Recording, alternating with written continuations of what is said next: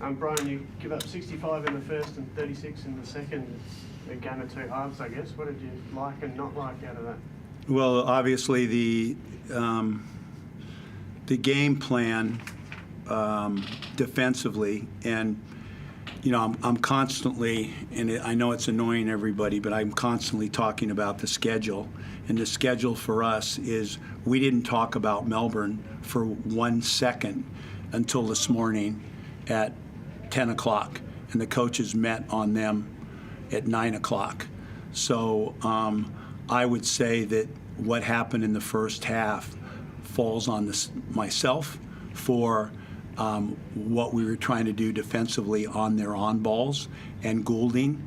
The second aspect to it was a huge factor for us was Bull was the matchup for Goulding, and not until the ball was going to go up was it he's got a problem. So the matchup on him off the cuff didn't work. So a lot of problems there, and I'm not putting it solely on our group.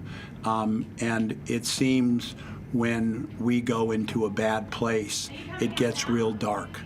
And at halftime, the staff, myself, learned a little bit and made some adjustments on how we defended the on-ball. We put Bruce onto Goulding as opposed to Lee Arthur and Tui, and I thought that helped a lot. So I thought as bad as I'm talking about our situation, I thought from the staffs we made good adjustments at halftime, and I thought we're talking in the locker room kind of D-Day for us, really. There's been a lot said about us and being this, and we're not living up to expectations, and we're sitting here on a second game of a road trip, got one, no time off, we're playing in the afternoon against a great team, and you're getting your pants pulled down. Where do you go? And I love the way we edged out and fought in Cairns. They had their full team there for the first time, and they've been playing everybody tough. And we come into this, and you're 20 down in the third quarter, no quit. And I liked what I got from Tui. That's been a roller coaster ride for a bit, and he's been through it before. And I've coached him hard as well. Took him out of the starting lineup, brought him in tonight. I did that for a reason, and I brought him back tonight. And I thought I really loved what he was about. And I keep saying Cam Oliver and J.A. are starting to come, and then Kelly, Tyler.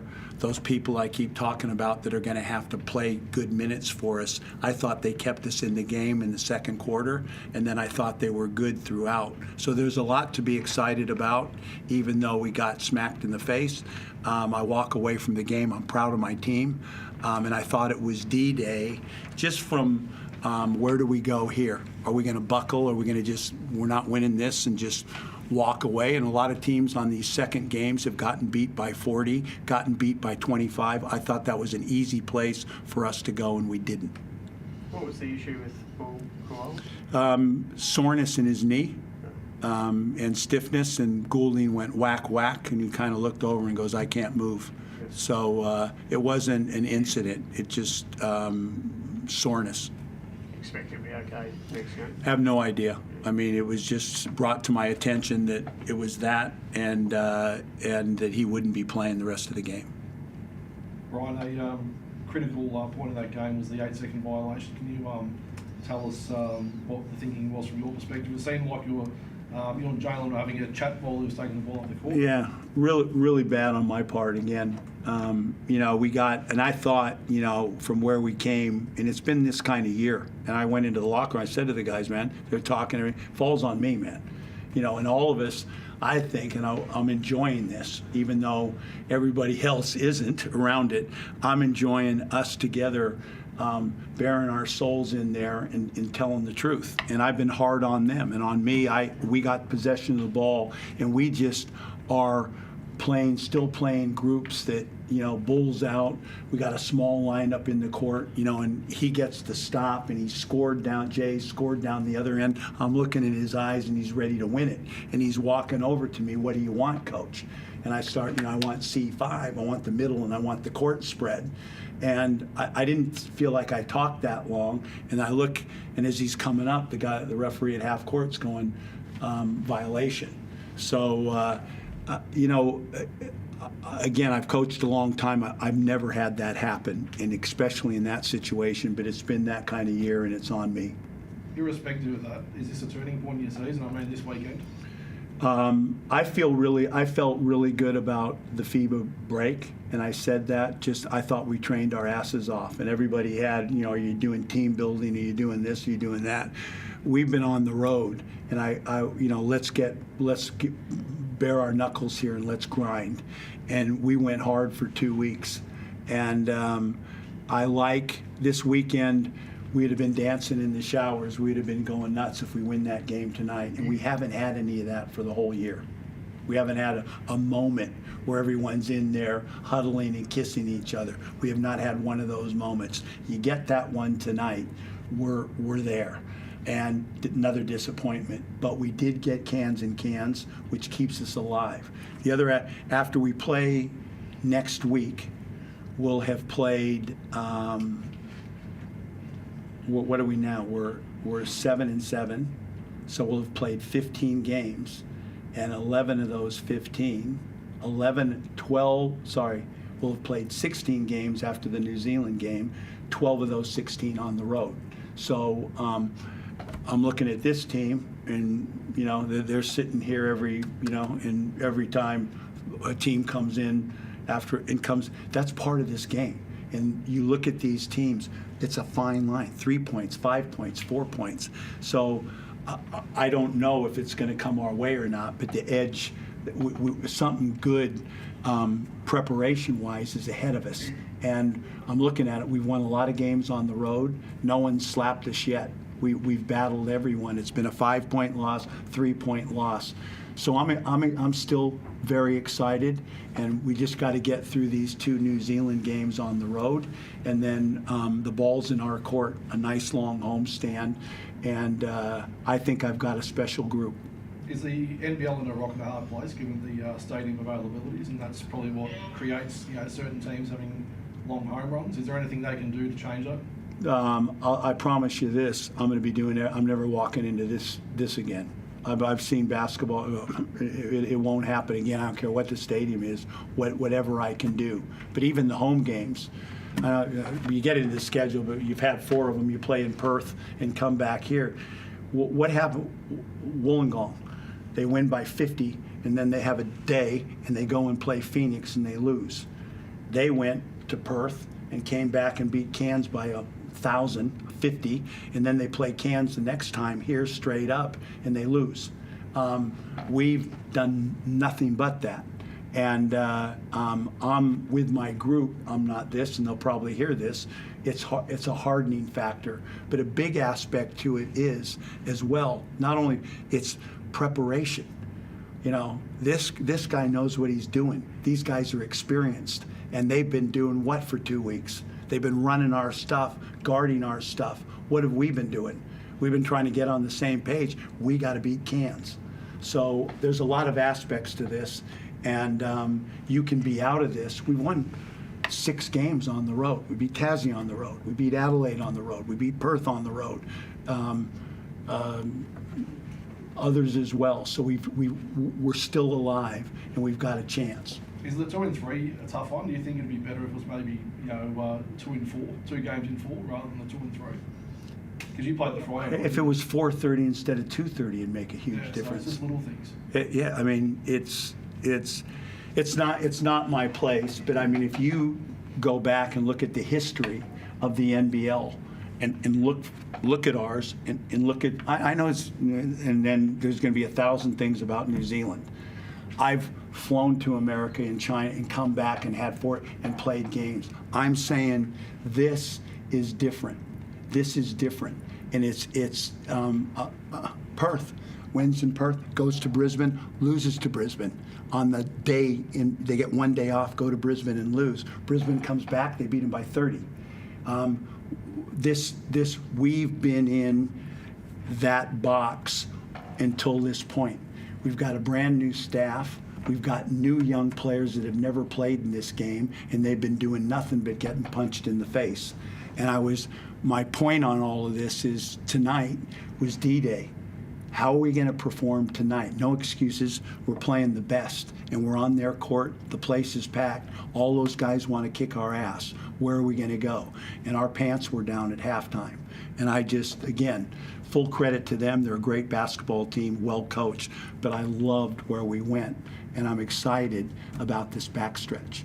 You touched on Alex Tui, obviously had a great second half, but Cam Oliver was outstanding, 6 steals amongst his scoring and rebounding. Cam's been there's been a lot of on how he's been handled, and I think the relationship has been, as opposed to what it's been strong, and he's wanted to be coached this way. And he was upset during the game. He doesn't want to come off the floor, but I love the direction he's going. And if he doesn't, we have no chance.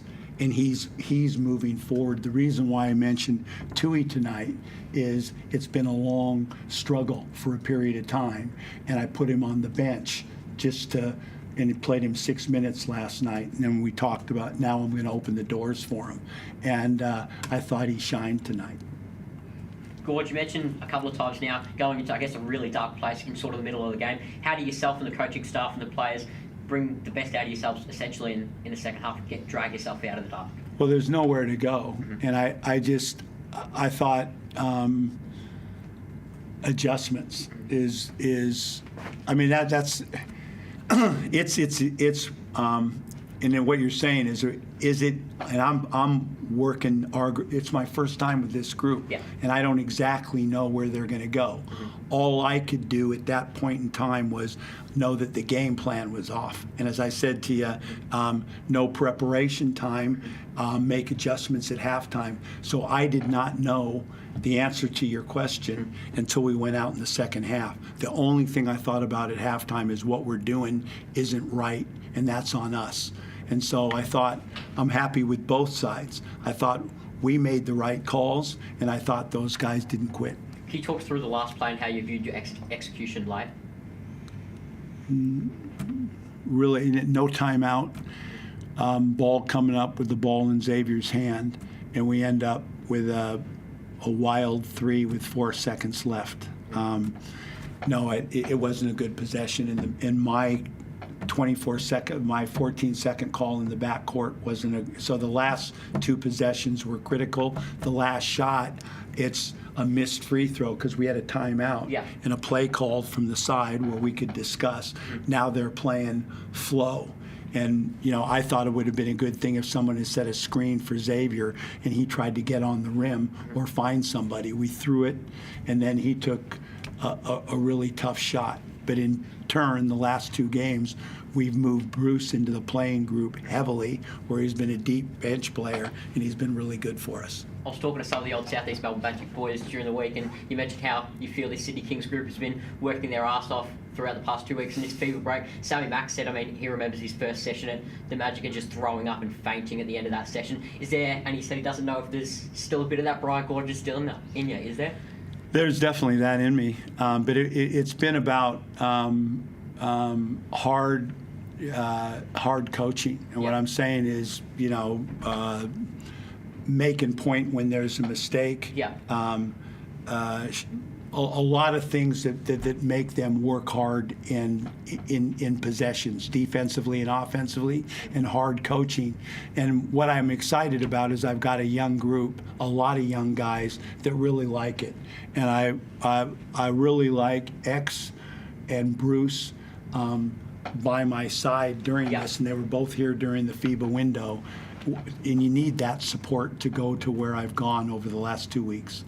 Parky said, I mean, straight out of that 1992 season, you said that the Magic were going to be NBL champions, and you mentioned before the high expectations set on this Sydney Kings group. Do you feel it's a similarity to that 92 season with the Magic? Not at all. I honestly feel like the call on the Kings, I almost feel like a setup. You know, walking into this and looking at the teams around this and saying, we're outright favorite. I love my team, but I look at it, and I'm the national coach, and I look over at that bench and go, that guy, that guy, that guy, that guy, World Cup, Olympics, World Cup, Olympics. I think this team, again, my job, get the best out of my team and try to win it. But the schedule, the pick of outright favorite champions. That shocked you coming in this season? 100%.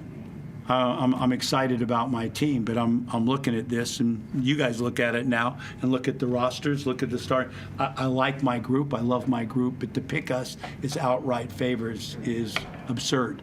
It's going to be an absolute fight for us to make the 6, and but I do think, and I keep saying to them, I haven't seen anybody that we can't beat. What about someone like Alex Tui tonight? I mean, he was phenomenal in that second half. I've spoken about Alex and walk away from tonight really excited about him this weekend. He took a punch in the game. He only played 6 minutes, and I took him out of the starting lineup and then brought him in tonight, and we discussed it before. Second game, we got some fatigue. We're gonna throw the ball into his pocket, and I thought he was really good tonight. Excited about him. Good. Thank you, man. Thanks Thank very you. much. Thank you.